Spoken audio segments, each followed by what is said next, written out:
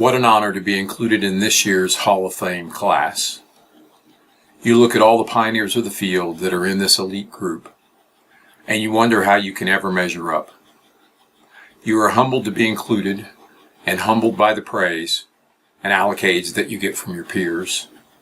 To think that you yourself may have had an impact, it is just mind-boggling. I think of my family and the sacrifices that they made. I have heard that from every Hall of Fame speech that I've listened to, but it is true.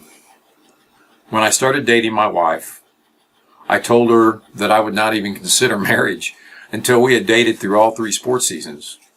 Luckily for me, she got it, and she got it early. I only had to wait a season and a half. We tied the knot on December 26th.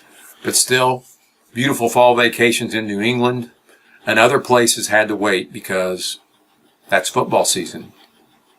Or you may make a move that you think will give you more time with your family, but then you remember what you heard Floyd Central legend Glenn Snow say, and it went something like this. I may not be the smartest athletic trainer in the world, but you're not going to outwork me. And because I took that mantra to heart, I tried my best to make sure that wherever I worked, they got the absolute best from me. As a result, my family still had to sacrifice, and I had to learn how to do a better job with time management. Luckily, my family has patience. As I grew up, I always followed sports and had an interest in science. I was a very mediocre athlete, so while I played some sports, I also served as manager for the basketball team. I was in a conversation with our senior manager, Mike Madej, about his future career, and he said that he was going into athletic training. I thought, cool, that sounds like something that I would be interested in. But since I was a sophomore, I put it on the back burner. So fast forward to my senior year in high school, and a counselor called me into the office. And he says, I want you to go to a dinner at the University of Evansville, which was sponsored by local accountants. Free food, sure thing. The guest speaker talked about the accounting profession and how much money they could make, and dollar signs started to cloud my vision. So off I go to Indiana University, major accounting. Lasted 3 semesters. Oh my gosh, what a struggle that was. Very tedious, and I just wasn't very good at it. I started to think, what am I going to do now? You know, they say that everything you've ever learned stays in your brain. It's just a matter of accessing it. Well, remember Mike Madej? That thought, that career popped into my head, and I thought, great. So I set up an appointment with my counselor to switch to health and safety education with an emphasis in athletic training, because that's how you had to do it back then. And bam, he hit me with a baseball bat. He said, I don't recommend that. You will hate it. Not only do you have to change all your classes, but you have to spend hours in the athletic training room. You will be right back in here wanting to change again. I insisted, and now I'm making a Hall of Fame speech. Funny how things work out. It was a fantastic journey that took me to Huntingburg, Peru, and Boonville in Indiana, with an 11-year side trip to New Mexico. At each of these stops, there was always someone that contributed something major to my journey. In Huntingburg, it was PE teacher and wrestling coach Al Mihailovitz and athletic director Jim Bardwell, along with a visit to Glenn Snow's palace at Floyd Central. At Southridge, my first major injury was a knee. I was nervous, but my first assessment turned out to be correct. What a confidence booster. I also got my first lesson in losing a job when Southridge had a reduction in force after 2 years. So much for the confidence booster. Next came Peru High School. I will always be indebted to football coaches Mark Ray and Wally Johnson, as well as Principal Tom McCaig and Athletic Director Bob Larson. Family practice doc Lloyd Hill not only helped me with the healing, but taught me a lot about dealing with parents and athletes. Physical therapist Tom Johnson and orthopedic surgeon Tom Krismanic in Warsaw taught me things that increased my knowledge exponentially. These people always made sure that I knew that the athletic training position was extremely important to Peru High School. A couple of winters in northern Indiana, though, and that put me on a search for warmer weather. After job offers in North Carolina and South Carolina, I settled on Hobbs High School in Hobbs, New Mexico. What was the difference in the offers? Hobbs. They actually wanted their athletic trainer just to be the athletic trainer. Teaching was an option only if I wanted to do it. Athletic Director James Richards gave me tremendous support and a $10,000 athletic training budget, unheard of for most high schools in the mid-1980s. Hobbs was in the Permian Basin oil patch, so they had a little extra money to spare. Biology teacher and baseball coach Don Worth was a tremendous confidant and good friend. And I cannot get away from talking about Hobbs High School without mentioning my predecessor there, Richard Morris. Richard was quite a character and taught me not to mince words, and had many talents, so many talents that you can't mention. Then there was my first real student athletic trainer, Scott Wellman. He has become one of my very best friends and a great athletic trainer in his own right. His family is my family. I lived with his parents for nearly a year during a downtime in my life. He and I have laughed uncontrollably at a flock of turkeys that nearly shattered our windshield and shed tears as we mourned our losses. I will always treasure his friendship. As I mentioned, Hobbs was in the picture for 11 years, and I had 3 different jobs. Early on, I met Tim Ryan, a local physical therapist who developed enough confidence in me that he asked me to come along for the ride as he opened his own physical therapy clinic, Hobbs Orthopedic and Sports Therapy. Being able to work in a different setting gave me a broader background and exposed me to rehab techniques that I don't think I would have ever learned had I stayed in the high school setting. Tim also gave me the freedom to pursue a dream to work with the Olympic program.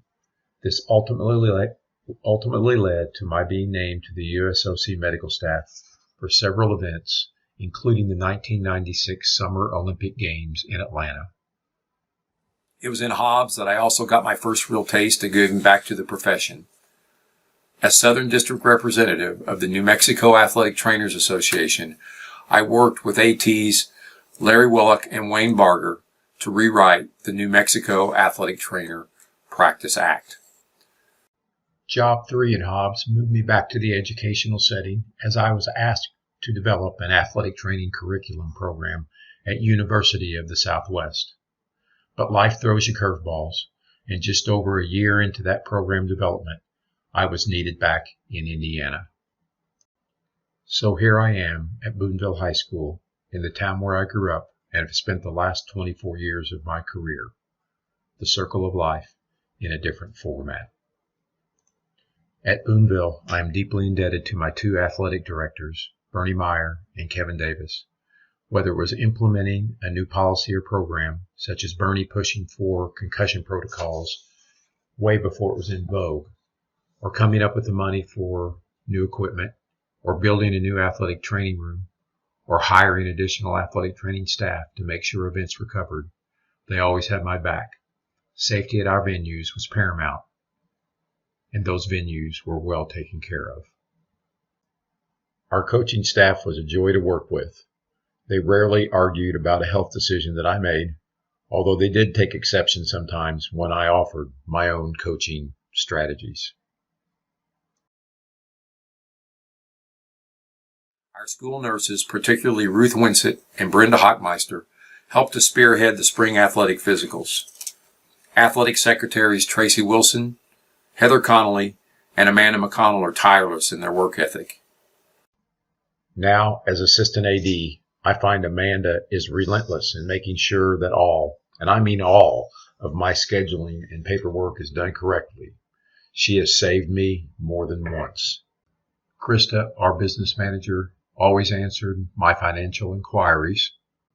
And finally, the office secretaries were always there to answer questions about student schedules, helping me find parent names, and just being sounding boards. Principals Brad Schneider, who's now superintendent, Ken Bargo, and Mike Whitten always made sure that my teaching schedule complemented my extracurricular duties. As full-time teacher and athletic trainer, this allowed me time during the school day to do treatments and keep up with documentation. It still did not keep me from grading papers in the Gator while sitting at football practice, but it helped. They also gave me the opportunity to rework my teaching contract so that I could once again represent my community, state, and country as a member of the USOC medical staff for the 2000 Summer Olympic Games in Sydney, Australia. This involved missing 6 weeks at the beginning of a school year. No small feat. But because of their flexibility, I did not miss a paycheck. While I met several great athletic trainers while working these events, none has become a closer friend than Kathy Rimsberg.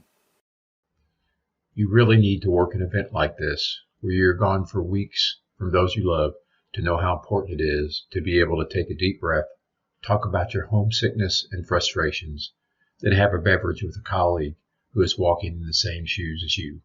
Kathy was that person.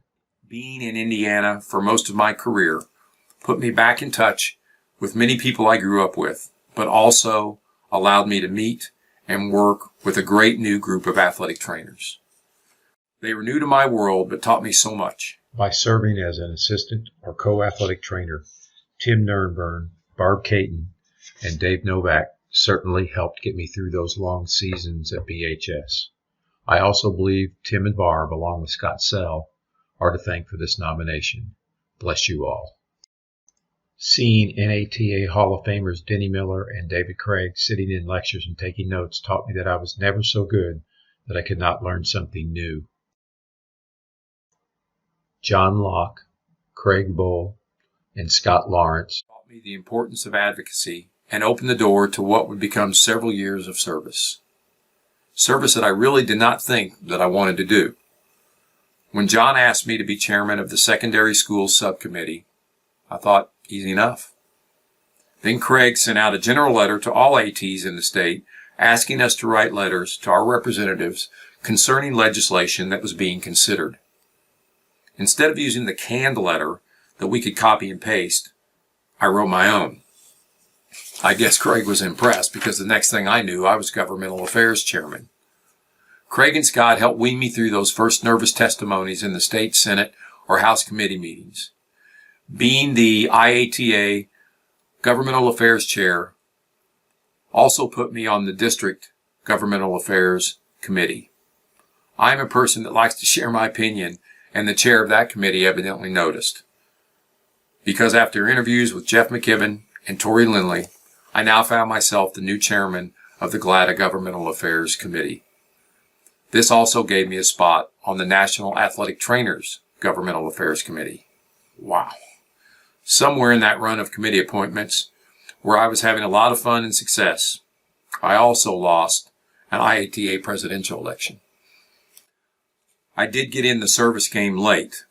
From secondary schools chair to national committee, it was still a heck of a ride. Getting to go to so many workshops and meetings, rubbing elbows with some of the great names of the NATA and the athletic training profession, and having those late night discussions over beverages in the presidential suite at the GLADA conventions. I guess I simply had no idea when I started how much work is really done behind the scenes to make sure that we are represented properly. I'm so appreciative to other IATA, GLADA, and NATA leaders. I'm sure this list is not all inclusive. I will forget someone. But in addition to those previously mentioned, I certainly want to recognize those that may or may not know they influenced my career through friendship, conversation, or example. Ralph Reef, John Schrader. Oh, John, how you buoyed me up when I was frustrated with the oral practical part of the NATA certification exam. There was Brian Lewis, Kip Smith, Marge Albaum, Steve Reisinger, Rick Shaw, Justin Miller, Chrissy Lauber, Eric Hall, Adam Thompson, Brad Gehrig, Bruce Willard, and Tim Drudge. GLADA leaders Ryan Wilkinson, Jen Pop, Laura Harris, Mike Medich, Dave Barry, Neil Dutton, Jess Rager, Mike Sullivan, Kevin Parker, Joe Whitson, and if you don't know Joe, you need to meet him, Amy Brugge, and NATA GAC Chair Jeff McKibben, as well as the court and group stalwarts Kim Williams, Lou Belch, and Jill Ewing. You all, and I mean all, helped lay a path that got me here. As a result of my positions, I now see young college students and young professionals with a fire to continue to grow this profession. They are so knowledgeable, coming out of school with so much information. Allie Mahoney, Lucas Dargo, Chloe Davis, and Scott Sell, just to name a few. You are the future. Lead well, my friends. To the Honors and Awards Committee, the IATA, GLADA, and NATA, it has been my pleasure to serve. I am deeply humbled by this honor. Thank you. To my children, Jeremy, Jennifer, and Chris, thank you for putting up with my absences. Thank you for raising great families, and thank you for making me proud. You are a true joy. And Mother, Dad, and Dad, I know you can hear me up there, but thanks, Mother and Dad, for not giving up, even when I gave you every reason to, and instilling that work ethic that eventually came to the surface and led me to where I am. And finally, to my wife, Tammy, my soulmate. You put up with my moods after long days and weeks, and you spent many nights at home alone. I met you when I was trying to discover reasons for the direction of my life. But in the words of a quote I heard, with you, I made the most important discovery of my career, the most important discovery of my life. For it is only in the mysterious equations of love that any logical reasons can be found. I am only here because of you. You are the reason I am.